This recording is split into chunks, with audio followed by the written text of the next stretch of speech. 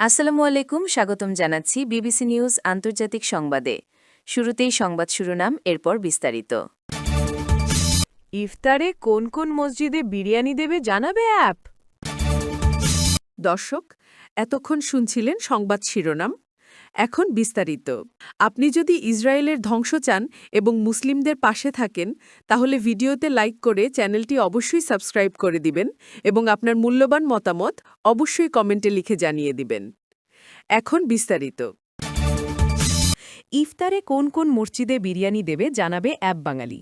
বাঙালির কাছে বিরিয়ানি শুধু একটি খাবার নয়, একরকম আবেগ। উৎসব হোক বা বিশেষ দিন, এক প্লেট গরম ধোঁয়া ওঠা বিরিয়ানি যেন মনটাই ভরে দেয়। রমজান মাসে ইফতারের টেবিলে অনেকেই এই প্রিয় পদটি রাখতে চান। সারা বছর ঘরে কিংবা রেস্টুরেন্টে বিরিয়ানি তেহারি খেলেও সবার আগ্রহ থাকে রোজার মাসে ইফতারে মসজিদে দেওয়া বিরিয়ানি নিয়ে। প্রতি বছর এটি নিয়ে সোশ্যাল মিডিয়ায় দেখা যায় নানান ধরনের মজার পোস্ট, মিম। চলতি বছরের রোজার শুরুতেই এই জনপ্রিয়তাকে ভিন্ন মাত্রা দিয়েছেন এক বিশ্ববিদ্যালয় শিক্ষার্থী। বিরিয়ানি দিবে নামের একটি অ্যাপ ডেভেলপ ও চালু করে সাড়া ফেলেছেন আবদুল্লাহ আল জুবায়ের প্রিন্স।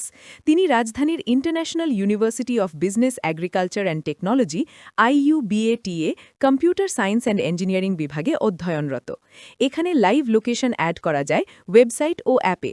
যে কেউ চাইলে এখানে ভিজিট করে এই বিরিয়ানি খাওয়ার সুযোগ পেতে পারে। ফলে অন্যান্য ব্যবহারকারীরাও দেখতে পাবেন কোথায় আজ কোন মসজিদে দেওয়া হচ্ছে বিরিয়ানি।